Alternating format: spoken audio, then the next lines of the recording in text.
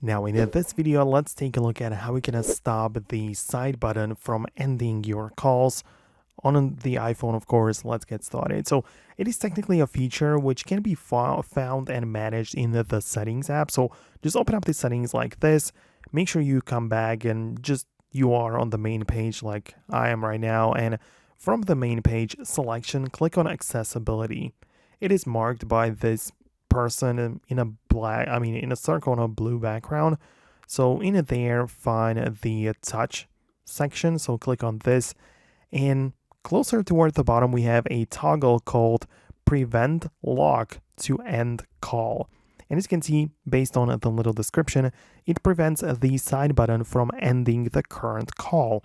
So if you want to make the iPhone, so obviously you probably have it turned off right now. So now when you click the side button, it will end the call. But if you prevent it, meaning that you enable the toggle, then the side button will not have any effect on the call and it will not lock it, right? So it is a feature which a lot of people are interested in. It is something that a lot of people actually care about. So let me know below in the comments if you managed to change it, or if you have any additional questions regarding this.